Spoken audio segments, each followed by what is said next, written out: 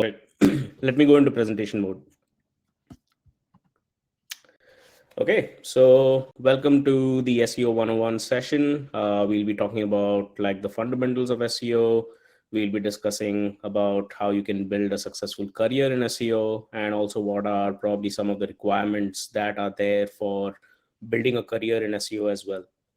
So, yeah, exactly. Just to kind of give you a glossary of what we'll go through today. So, you will see that we'll spend about the first 10-15 minutes on the fundamentals of SEO and then probably spend 5 minutes each on each of the other topics. So, quick look at the current SEO trends, how and where to reach your audience. So, this is where we'll dive a little into how content leverages SEO as well in terms of search rankings and also how to build expertise and authoritative content. And then we look at some of the SEO tools that are used, some of which are free, some of which are paid. So you can choose your poison in a way in terms of how you go about it. And then we'll discuss about how to level up your SEO game as well in terms of how you can really uh, kind of build on your width and depth of knowledge in the digital marketing realm and specifically SEO. And at the same point in time, probably also go very niche in terms of product led SEO. So that is going to be interesting as well. And then finally, for a career in SEO, what are like the core skills required, which would be, and look at both the hard skills and the soft skills. And like I said, so the presentation would be about 40 minutes, and then we'll take about 10 to 20 minutes for Q&A. So yeah, firstly, a shout out to our friends at SEMrush. So they recently got listed publicly as well. So a pretty massive company in the SEO space and doing some great work in terms of evangelizing SEO as well.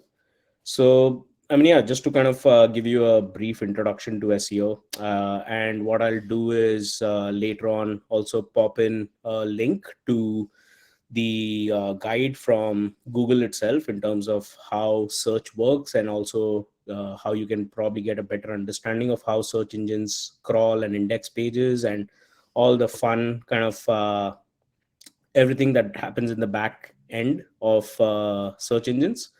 But yeah, to begin, SEO can be kind of divided into three pillars or three verticals, as you call it. So there's the technical SEO aspect, there is the on-page SEO aspect, and then there is the off-page SEO aspect. And I generally love to draw an analogy in terms of how you go about constructing a building or probably building a home. So think of technical SEO as the strong foundations on which the building is constructed, or probably you're building the home on. So that is the foundation on what everything kind of lives on and is kind of scaled up. Then you have on page SEO, which is almost like all the pillars and columns and beams and everything that is structural to kind of giving some shape and form to your building or to your home. And then finally, off page is something like what you have as like maybe the color on the outside, whether it is heat resistant or whether it is waterproof and stuff like that. So yeah, so that's just like a rough analogy of how these three things kind of come together to kind of benefit search rankings for brands and products and services. To do a little bit of a deep dive, so what I would say is let's begin with technical SEO. So exactly as it's mentioned there, so technical SEO is all activities on your website that directly impact the indexing and crawling of your site by search engines.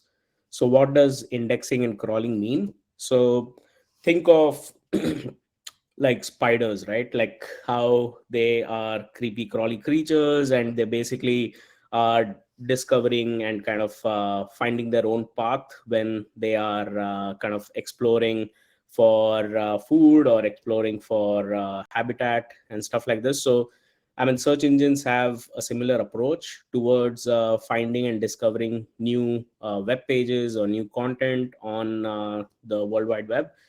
And that's exactly what they mean by crawling. So you have crawl bots, which go about kind of discovering new domains, new URL pages, new kind of content, and trying to understand better like what they are about and what uh, do they serve as a purpose. And once they have crawled them, then that is followed by the indexing aspect. So indexing is nothing but think of it as categorizing like books in a library, so based on author, based on the genre of the books, based on probably even the publication date, all of those fun kind of details. So that is what even search engines do in terms of how they go about firstly crawling, which is the discoverability aspect, and then the indexing, which is the storage aspect, so that they can revisit them and kind of bring them up again whenever a user is searching for a specific search query. So that is kind of giving just a little understanding of what happens on the back end of the search engines aspects of things. But then what is it that you control, right? Like as the webmaster or probably the SEO on the team, what you do is basically instruct like what pages on your domain would you like to be indexed and crawled by Google. So that is done by kind of creating something called as an XML sitemap. I mean, some of these would be a little technical jargons, but you can always read up on these things. And always free to kind of book a follow-up session with me as well if you're really keen to kind of understand all these different aspects of SEO. But yeah, I mean, just to kind of give you a quick understanding, so a sitemap is basically what you as the person who is in charge of your domain or your brand is basically categorizing all your pages in a way that you want a search engine to kind of index them. And also you can set the priority of how those indexing happen. So let's say if you have different landing pages which are more product service oriented, and then you have blog pages, and then probably even you do news articles. So all of these can be kind of living in different sitemaps, and basically you can prioritize like how a search engine crawls and indexes them based on how you kind of set them up. And that is also called as defining a crawl budget.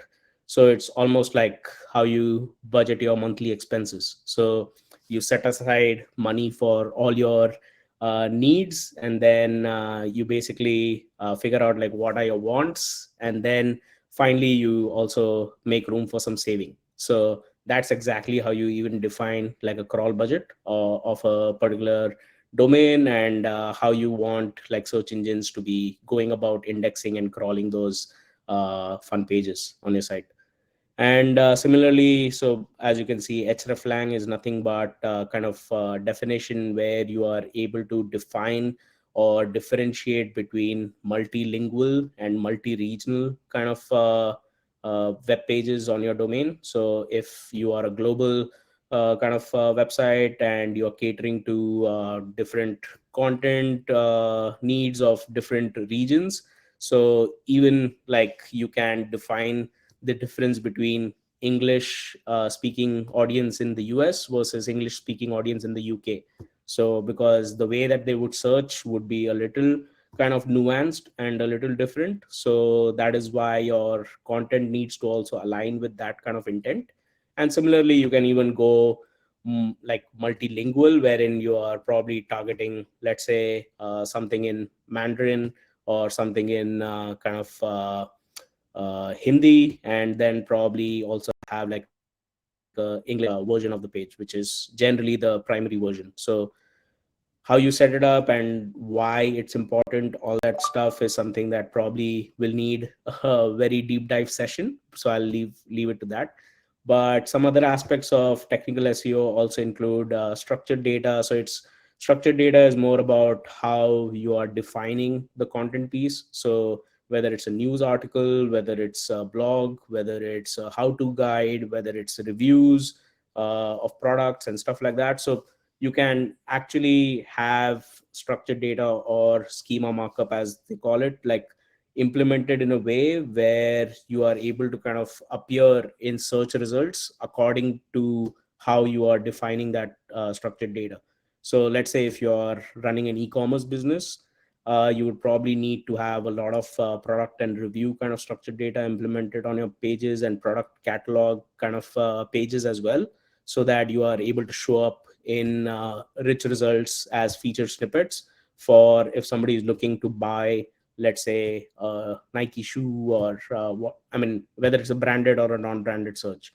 So yeah, and then site speed is also very important in terms of just addressing that user kind of experience, and also ensuring that it's mobile friendly and user friendly. So all of those success factors are something that you see on the wheel on the right.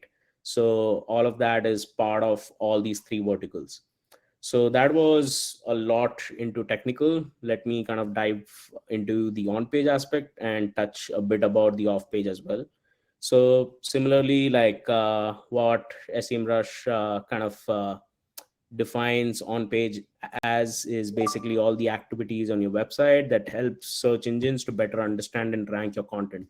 So that's exactly it, right? Like once you have the foundation set with the technical SEO aspect, then it's more about building the right sort of content architecture, as well as the information that you're providing to the users, and catering to the different kind of search intent and different buyer funnel stages that we'll probably dive into again in a couple of slides, which is actually talking about how we leverage content in SEO.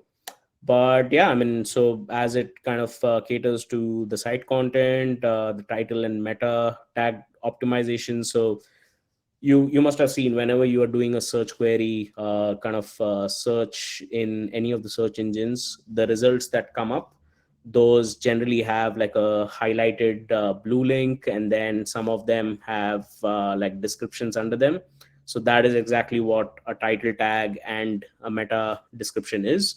So, and that is something that currently Google is also testing out in terms of automating it, and not necessarily kind of keeping it similar to what you have fed in terms of whether in HTML, or whether using plugins like Yoast, where you can define the title tag and the meta for respective landing pages and blogs.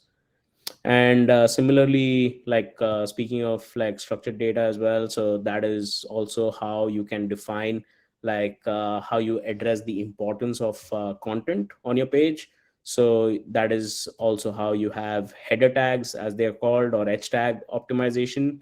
So these are all the kind of bolded headlines or subtopics that you see on a landing page, specifically kind of defining or going in depth into specific topics, or probably talking about all the kind of correlating kind of things under the main topic that you're talking about. So that is how you can kind of also optimize content. And then internal linking is basically like following the best practice of creating like a mini search engine within your own property, your domain or your brand. So when somebody is landing on, let's say, an informational kind of an article on your page, if they are able to search and get to the transactional or the commercial intent kind of pages, which is more around reviews, or which is more around kind of buy kind of intent. So that way you can create that kind of journey for the user using internal linking in the correct manner, wherein you are addressing that journey for the user. And yeah, image optimizations, videos, all of these fun elements that you can actually do a lot of optimization around, which come as part of the on page exercise. And then finally, off page. So off page is something which you probably don't have a lot of control over, but at the same point in time, it is something that you can kind of work towards. So it's almost like building your share of voice, or kind of the mind share that you own in the marketplace. So this is done by either doing a lot of kind of guest articles with other kind of popular publishing kind of companies in your space, or even like getting your product or service reviews done, or even through participating in like industry kind of podcasts or group discussions, and of course like social media engagement, and probably even doing some bit of Quora and Reddit kind of marketing, wherein you are driving more around something what we call as your digital popularity, wherein like you're creating much more amplitude towards your brand, and a lot of it is kind of catered towards more brand keywords, but at the same point in time you can also target non-branded kind of search results with your link building efforts. So, I mean, yeah, I mean, that kind of covers a bit around all three aspects, which is technical, on page, and off page. And with that, let's look at some of the trends in SEO. So, I know we are almost at the end of this year, but given 2022 is not going to be very different from what we are seeing already with a lot of the Google algorithm updates, as well as even the difference or the evolution of how Google has evolved its kind of understanding of search results, and also kind of better catering towards the user intent. So, I mean, recently there have been massive kind of updates to how search engines, specifically Google, which captures nearly 85% to 90% of the search market. So, I mean, yeah, so with like BERT and MUM kind of updates, which are more triggered towards using machine learning, artificial intelligence, and natural language processing, NLP.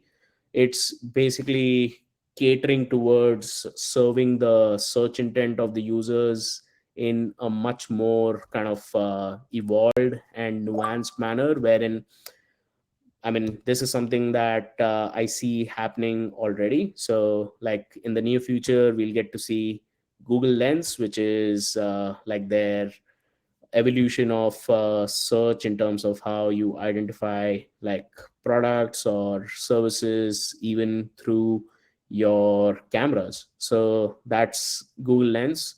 Voice search, YouTube, image search, and text-based search, like all of those will combine forces, supported with localization and accessibility, to serve the best kind of results that you can find in the best content format to serve the user intent.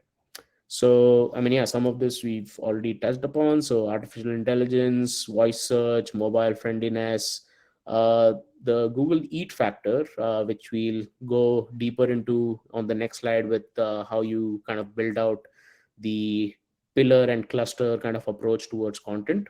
So, what you're primarily doing is, so EAT stands for expertise, authoritativeness, and trustworthiness.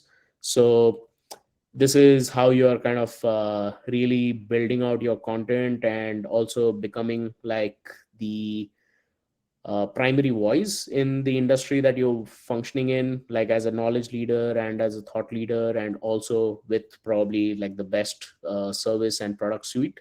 So that is something that we'll get into. Long form content continues to kind of show better results in search in terms of how many keywords you can rank for, and how well you can kind of have authority over those search terms as well.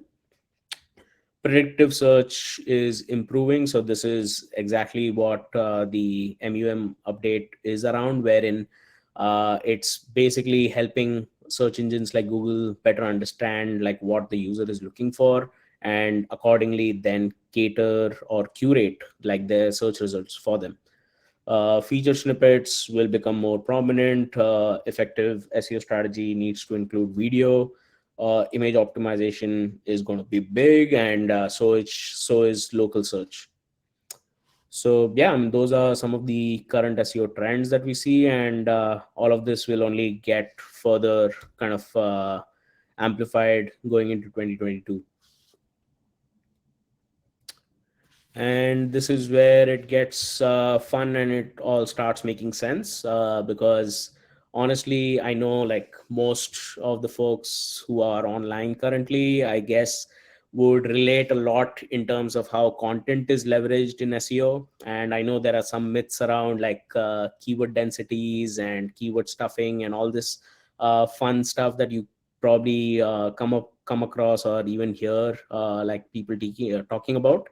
But I mean, yeah, honestly, it's exactly like our friends at SEMrush have kind of very visually kind of shown what a buyer journey can look like. And of course, like this is only kind of building out those buckets, but all of these buckets can be further kind of broken down and really kind of made meaning of specific to the industry that you work in, as well as the product or service that you're kind of working towards building more authority towards. So exactly like what it says, so matching search intent with the buyer's journey. So you have the informational intent kind of searches, you have the navigational intent kind of searches, you have the commercial intent and the transactional intent. And as can be seen, like most of the search queries that contain like the informational intent would be around guides, tutorials, how to's, and like where can you find like a solution to a problem, stuff like that. So, and these are generally the longer form articles that we saw in the previous slide, in terms of where there is more kind of potential for these sort of articles to be ranking for keywords. So, and exactly as it says, so the searcher is looking for a specific information on a topic. So that is where it kind of falls into the bucket of informational intent. And then as they kind of get a little better knowledge around the topic, or get a better understanding of what they probably should be looking for, that is where they either go into the navigational or the commercial sort of intent. So navigational is of course where they are already aware of the brand or the product or service that they want to go after. So generally these are more kind of branded terms that they look for, and probably then they land on the brand or service page, and like go about discovering that product or service, whether it is better suited to solve their problem. And the commercial intent sort of search intent is where they are using kind of those front loaded terms like best or cheapest or top, or even if they're looking for like a roundup or reviews sort of approach towards articles.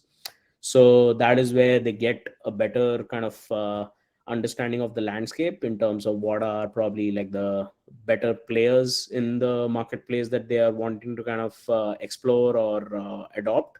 Maybe it's a technology, maybe it's a product, maybe it's a service. So based on that sort of an approach, they can then be or take a more educated kind of buying approach towards that specific product or service. And that is where they kind of get into the transactional intent, wherein again, like this is where they are ready to make the purchase and already have like their credit card ready to kind of fill in the details. So this is probably where you'll see searches more can be again brand heavy, so like buy Nike shoes or buy kind of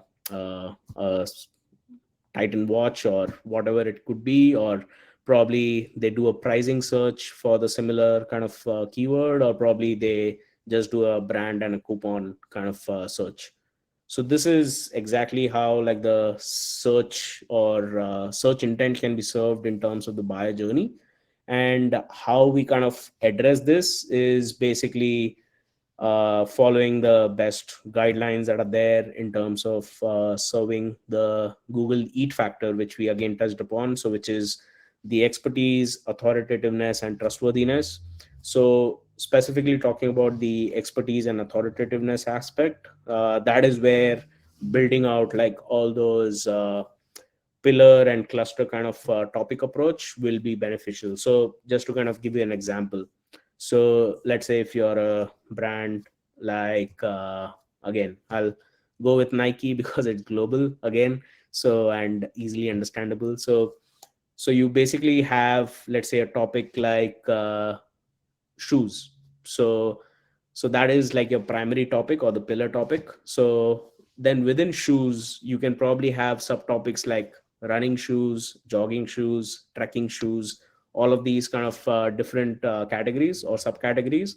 And then within those you can have then specific models, and then you can even further differentiate between like running shoes for men, running shoes for women, and stuff like this, or even unisex running shoes. So you can actually kind of go even further, kind of deeper down, and kind of create that in-depth approach towards content.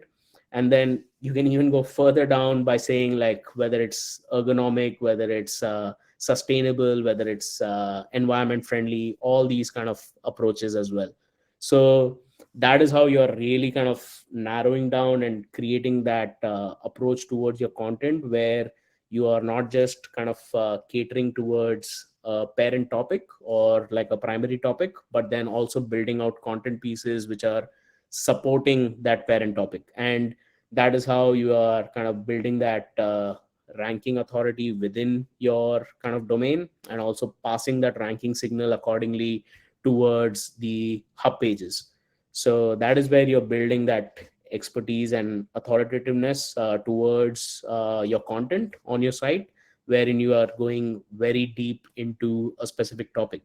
So imagine doing that for not just shoes, but apparel, doing it for kind of watches, doing it for any of the other accessories that you can think of. So that is like the what do you say, width and depth of content that you can actually look at creating, and that can be replicated for any product or service. It's just a matter of understanding what you are trying to get at, and also how best you can really understand what the user needs, and then accordingly create that content piece. So I mean, yeah, I guess it's a lot of information, but I'm hoping like you are understanding like how this flows. And then it brings us to the actual hands-on kind of approach towards SEO. So in terms of what are some of the free tools out there that you can already get your hands on and probably try doing some bit of SEO on your own, which is either starting a blog or probably joining a not-for-profit similar to ADP List, and figuring out how you can really kind of do stuff with SEO by using all the different tools out there. So you have the Google Search Console, Analytics, Data Studio. So Search Console is where you are getting a better understanding of all the search queries that your specific domain is showing up for, and you can even kind of get a better understanding of which landing pages are showing up for which specific keywords, and whether those are the correct landing pages that should be showing up for those keywords, or whether there is some level of cannibalization that is happening as well on your site. So cannibalization is where two or more landing pages are probably ranking for the same keyword in search results on your brand. So that is something like you can get a clear understanding of even through a tool like Search Console.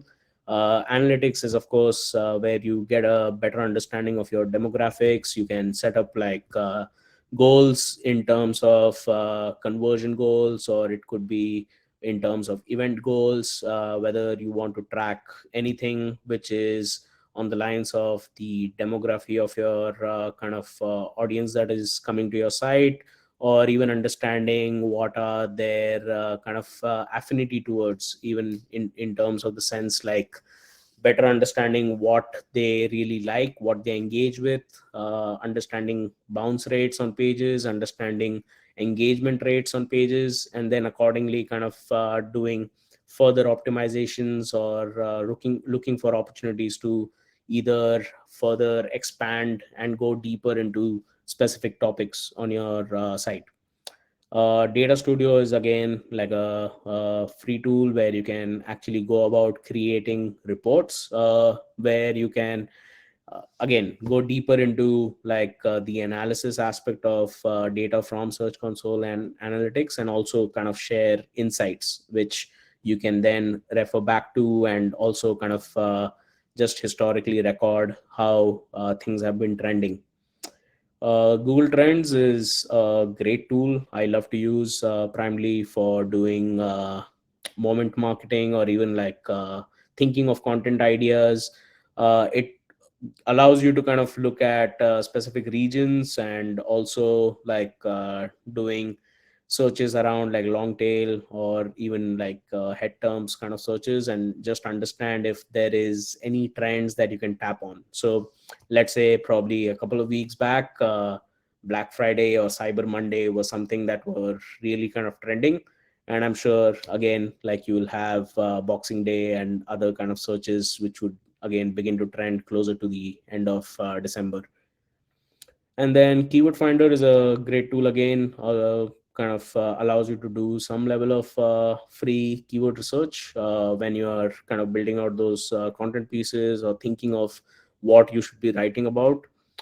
Answer the Public is actually a great tool for content writers, where you actually get a better kind of visual understanding of what are some of the longer tail or question sort of things that you can incorporate within your content pieces. So whether it is like as form of FAQs, or probably even if you are able to kind of build out like header tags optimized towards those questions and answering those in your content pieces, that can really work wonders in terms of your rankability as well. And SEO ability is more of a very basic kind of technical SEO help, so that you understand if there are any broken pages, or redirects, or any sort of other kind of status pages on your website. So that is something that you can use. I know Screaming Frog is also free for about doing an analysis of about 500 URLs. So you can definitely test it if it's a smaller site. But the reason I've put it in paid tools is because generally, like most of the sites that we work on, or as SEOs kind of get started on, are generally at least like 2000, 3000 odd pages. And if it's a publishing site, you can well imagine those pages even running into a few hundred thousands and a few million pages as well. Similarly, SEMrush or Ahrefs, Moz, all of these are great SEO tools in terms of project management, analyzing on page, off page, technical, everything, and even kind of doing some link maintenance aspects of things as well.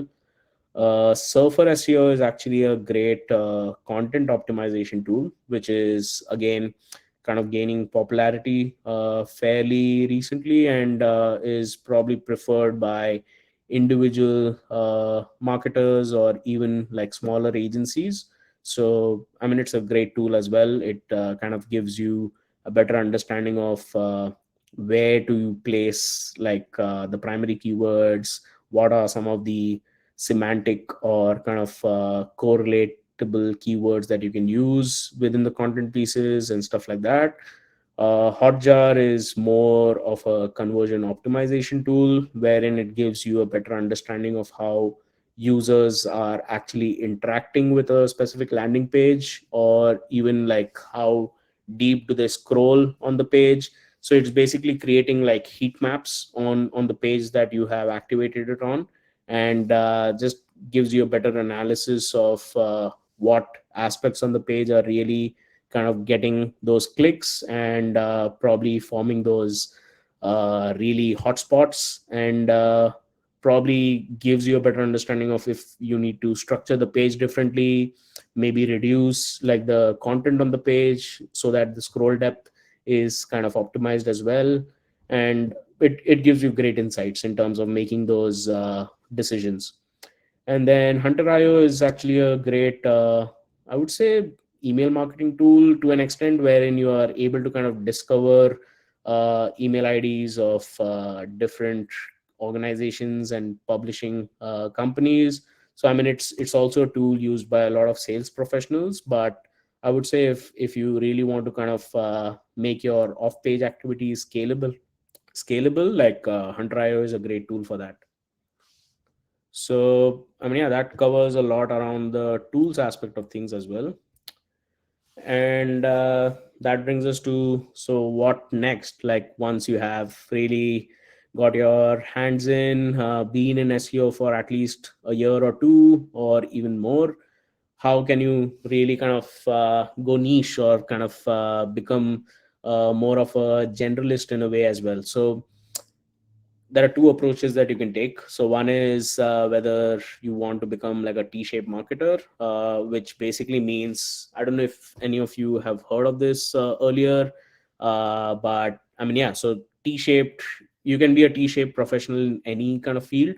So it's more about building the depth of knowledge in one or maybe more verticals, and also kind of building on your width of knowledge as well. So in terms of marketing, of course, you have content marketing, email marketing, SEO, which we are talking about today, paid marketing, social media. You have account based marketing as well. You have conversion optimization.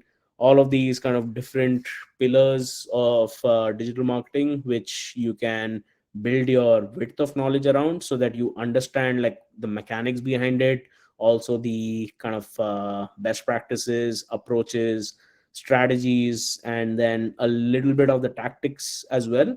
And then of course, like, you need to be growing your in-depth knowledge as well in one or more verticals. So as much of like legs you can add to the T-shaped marketer approach, like that much of expertise and experience you can build along the way. And I mean, yeah, just become expert in all aspects of digital marketing in that regard. And the other approach is kind of going very niche in terms of how you can do product led SEO. As you can see there, like it's all about being in the winning zone. And to really understand that, you need to be kind of doing a lot of your own kind of market research, having a lot more understanding of the sales cycle, having like an understanding of the sales velocity, having an understanding of product functionality and product to market fit. And I mean, yeah, it's very very nuanced, where you are going in depth in terms of all aspects of how a product or service engages with the consumer at all levels. So yeah, I mean, that is what you can further look at doing once you are kind of well down the way of being in SEO for a bit. And which brings us to, of course, building a career in SEO. So what are some of the core skills required? So I think we touched upon nearly all aspects of the hard skills. So keyword intent research, or competitor research, on page, technical, off page, mobile, and local. So these are some of the elements of what you can build towards the hard skills. But honestly, when even I'm hiring for my team, or even when you are looking to kind of be employable, I would say the soft skills are equally or even more important, because you can always like hire for attitude and kind of upskill for the aptitude, but it's very hard to kind of train for the right attitude. So I mean, yeah, so that brings us to the soft skills aspect. So curiosity, I would kind of rank it as number one kind of skill for SEOs, or for the matter of fact, even digital marketing. Because unless you don't have the kind of thirst for knowing more, learning more, and always kind of being looking for like opportunities to learn and grow, it will become difficult to kind of sustain and kind of really be in the know of what's happening in the industry, and also like just being aware and being on top of things. So the curiosity aspect is definitely very important. Critical thinking is again a great kind of strong suit to have, because this is what defines you from just being tactical to somebody who can do strategy as well. And I know, like, this is not something that you probably need to be already doing from the get-go. But at the same point in time, if you have that approach towards doing any task, like even be it personal errands or personal finance, and how you go about kind of taking decisions, like critical thinking is a very important aspect to building a great career in SEO or digital marketing. Strong communication skills, again, important aspect, because unless and until you are able to kind of really communicate with like all the different stakeholders that you will be working with, and there are a lot, because you'll be dealing with some folks who are more technical, so like the developers or the DevOps teams. There'll be some who are very creative, like someone who is probably from the design team, or even someone from, let's say, the communications side of things. And then you will have to speak with somebody who uses more of their critical or analytical kind of skills, which is your conversion optimization specialists, or your kind of business intelligence specialists, or even the market research folks. And then you will also have to communicate things with the business stakeholders, so those who are really kind of focused on the revenue numbers. And so I mean, for you to be able to kind of communicate and also get buy-in in a way, in terms of really propagating and kind of evangelizing SEO across all functions in the organization, strong communication skills will be again very beneficial and helpful on that aspect. Ownership and accountability, again, like this is probably across all domains and all kind of fields, but more so in SEO, because I always say this, like uh, if if things go right based on your recommendations and suggestions, that's what you are hired for. But if things go wrong, and let's say you manage to de-index the site, or probably even get a Google penalty and stuff, your work is directly in the radar. So that is where like it's very kind of in your face sort of ownership and accountability when it comes to SEO. Because I mean, when you do things right, you are expected to do it, but when things go wrong, man, like it can get a little tricky in terms of handling those situations. So, and yeah, so similarly, time management and project management both are important aspects as well, because that is how you can do the level of prioritization of the tasks that you are approaching, and accordingly also kind of involve the different stakeholders in the projects that you undertake. And finally, growth mindset. I mean, honestly, if you end up being a perfectionist at everything, it becomes difficult, because then you're not able to kind of set those time expectations or do the project management aspect very accurately. So it's always about keep moving in the say I mean in the right direction, of course. And there's a lot of multitasking, there's a lot of kind of expectation setting, there's a lot of just managing of different aspects of the kind of work that you do. So yeah, and that brings me just to this fun slide, which I know like we've seen it across industries, but this kind of gives you just a snapshot of what folks with or the clients that you work with think that you're doing, and what is actually happening in the backend in the day of an SEO.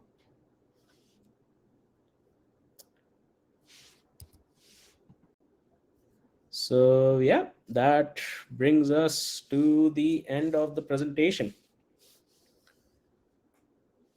And I mean, yeah, we are open for questions now. Okay, let me see. There are quite a few chat questions in chat. Anyone who wants to check the technical SEO speed? Okay, optimizing for voice search. Yeah, I mean, yeah. Please feel free to go off mute and ask questions as well. Okay. Hey Sid, thanks so much for the presentation. I have a quick question. So my question is that, so one of the things where I worked at with my marketing team was blog, right? So it's about long form SEO. And one of the things we talked about was, the difference between having a blog.adplist.org versus a adplist.org/blog. I'm just curious, like, what you think about pointing to two different domains, because one lives on its own subdomain, whereas the other one lives on the main domain, whereas it's /blog. Does it make a huge difference? Is it sort of like a huge difference in terms of ranking wise for contents? Yeah, great question. And honestly, I would recommend going with adplist.org/blog, because what we have been talking about is building that expertise and authoritativeness, and also that kind of brings that associated kind of approach towards how you are creating that blog content on adplist.org. I mean, the subdomain approach is also something that a lot of organizations do and are also successful at. But I mean, yeah, if you are looking to start it, then I would definitely go with the approach of having the blog as a subfolder under the main domain. It just becomes easier to rank, and also kind of build that associative nature towards the primary domain. Gotcha. Thanks so much, Sid. Yeah. Yeah, I think, how do I pronounce your name? Aprinunda, you have a question? Yes, I do. Yeah, go ahead. Okay, so I have done SEO for businesses, and the most challenging one I remember was a manufacturing business. It was a metal product manufacturer. Okay. So they were asking me to do SEO for them and do SEO in a way that can generate lead for them. Okay. So every time I do SEO, my number one strategy revolves around creating content among other things. I do creating Facebook groups for them, or to reach out there so that they can reach out to their customers, or guest blogging to get a link to their website. Okay. I even created content for them on websites such as Quora, for an e-commerce store. But for this manufacturing company, uh, it was quite.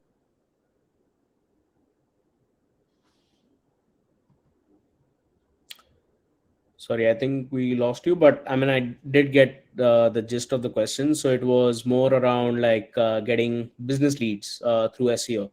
And I mean, yeah, honestly, SEO can be something that you can use, and definitely is something that, I mean, people use for also doing business leads or lead generation. And the way that you go about doing it is, of course, again, understanding what is that your product or service does better than other players in the market, or if there is something that is a differentiating factor for you.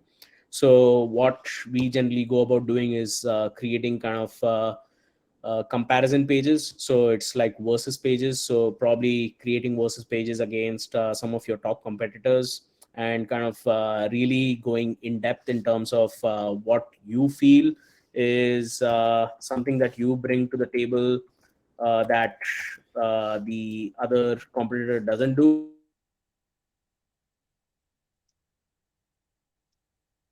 which is something that Drift has done.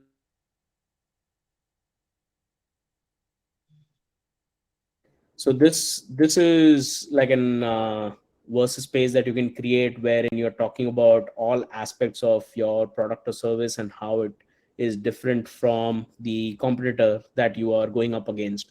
And this way you are not only kind of ranking for your own keywords, but also kind of able to capture the SERP for a competitor as well. So, and apart from this, you can also kind of do, I mean, just a better kind of analysis of what is it that the competitor is ranking for in terms of non-branded searches around like the buying intent, and then like recreate your content, or probably engineer your content in a way that is funneled towards conversions.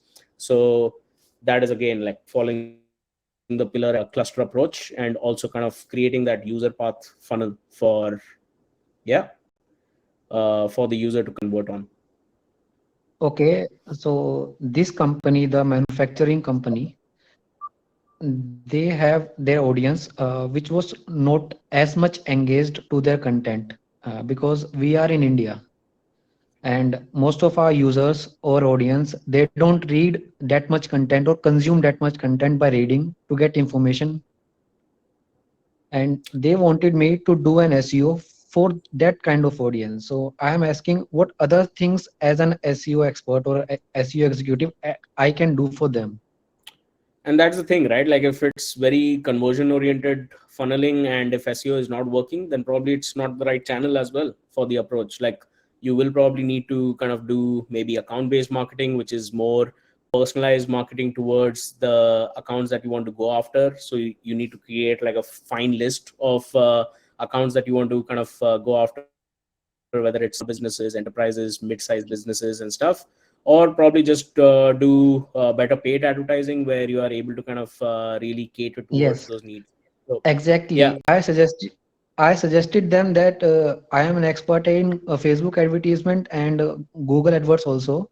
So I can launch campaigns for them and they can be highly profitable. So their money would be invested at the right place on correct. the Yeah, right channel.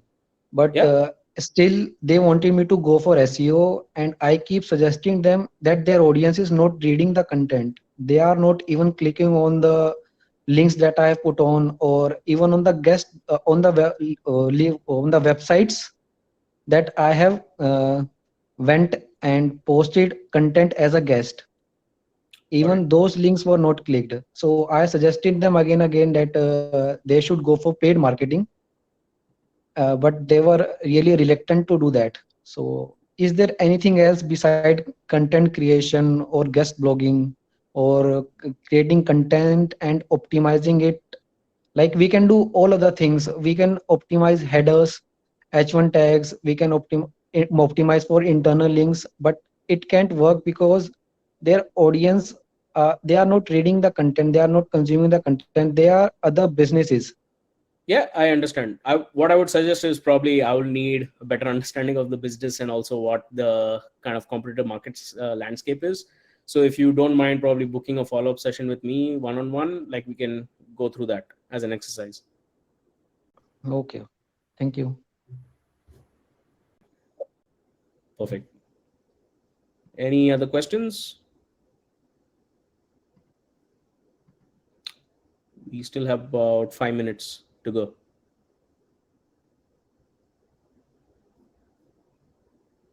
Okay, let me stop recording in the meantime.